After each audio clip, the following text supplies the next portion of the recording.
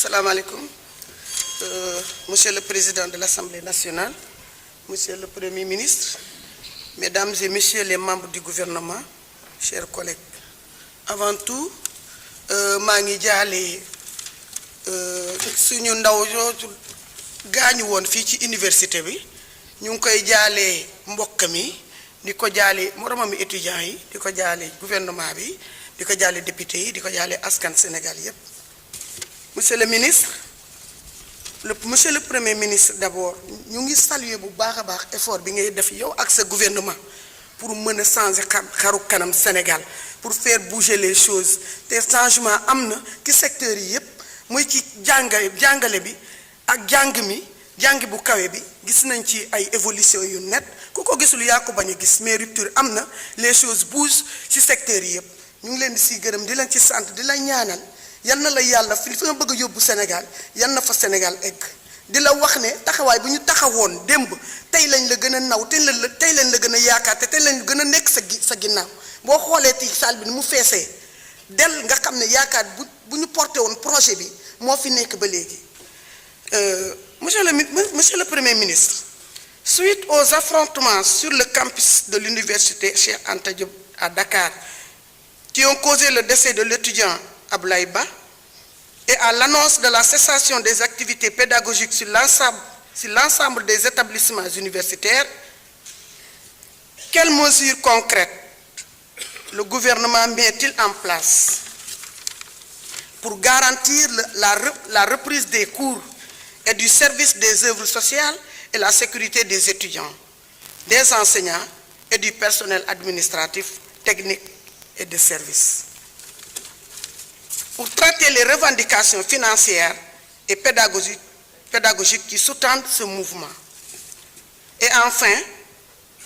mettre en œuvre les réformes pour les solutions durables à la crise universitaire. Donc, question yooyu laay indi woon monsieur le Premier ministre ak ce gouvernement bi te temps yi comme ni ma ko waxee gisoon nañu loo xamante ne ci université bi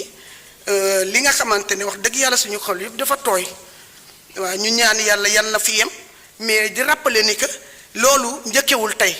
te dëgg la ñun bu ñu sañoon du demee noonu mais yàlla dogalam ya fii demee nii donc mort d'homme ci à l'université njëkkewul tey te ñun ñi fi nekk yépp kenn ku ne sa xol tooyoon na rafetlu ñu ko ñaanuñu woon mu demee noonu. Voilà donc bu fekkente ne am na ñi nga xamante ne loolu la ñuy bëgg def alibi pour ñëw toog fi parce que man dama gis ne saa yu premier ministre ñëwee du ñu fi gis benn opposant dañuy budde salle bi ñu dem bu fekkente ne li xew université moo leen indi tey pour kaas ko fii monsieur le premier ministre dañ lay wax ne yàlla ak dogalam jaam ak pexeyam mais ñun yaakaar bu ñu amoon ci yow majorité bi ñu ngi sa ginnaaw doxalal.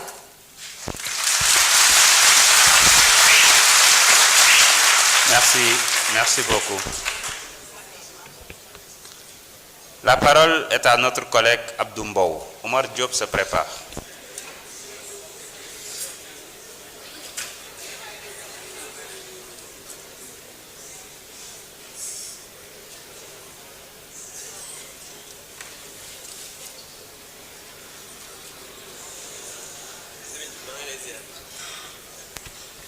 Monsieur le Président, Monsieur le Premier ministre, Madame, Messieurs les membres du gouvernement, ñu ngi leen di baalu àq ci koor gi di leen ñaanal koor gu jàmm. Monsieur le Premier ministre, notre pays est secoué depuis quelques jours par une succession de scandales autour d'une transmission de VIH par des personnes dites homosexuelles. Cela a relancé de façon insistante l'engagement que vous aviez pris de criminaliser ce délit. Je rappelle que notre gouvernement avait bien prévenu que cet engagement n'était fait que pour la propagande électorale, que jamais, selon le renseignement dont nous avions alors connaissance, il ne serait respecté. Et vous nous donnez raison, parce que, Monsieur le Premier ministre, en effet, le 3 décembre 2022, vous déclariez ceci. Quand nous serions élus au Sénégal, la loi criminalisant l'homosexualité sera l'une des premières lois voté. Pourtant, le 18 février passé, le gouvernement dont vous êtes le chef a adopté un projet de loi proposant juste un réaménagement du DIRI. Puisque vous êtes le chef de la majorité parlementaire, vous nous l'avez dit ici, allez-vous demander à vos députés de faire une proposition d'amendement pour criminaliser le projet gouvernemental? Sinon,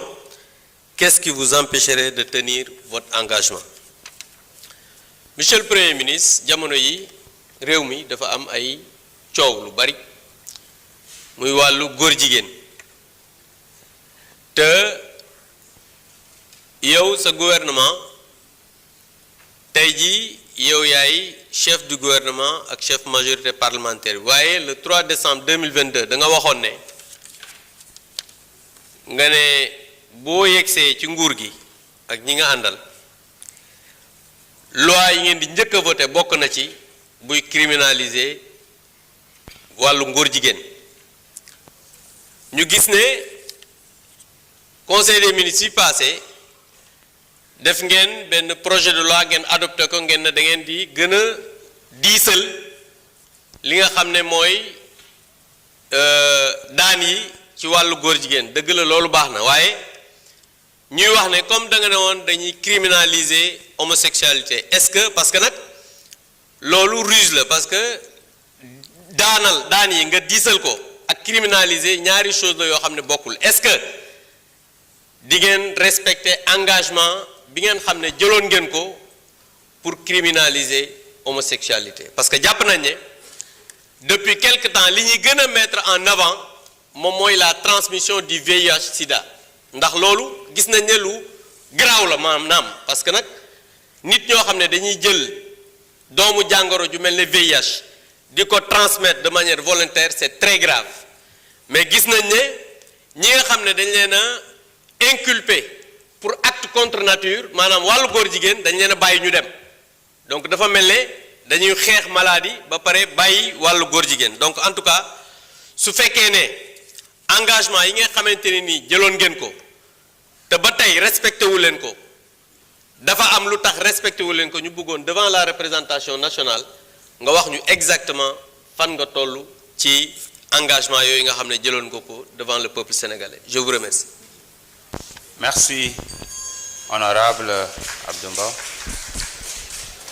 La parole est à notre collègue Omar Diop.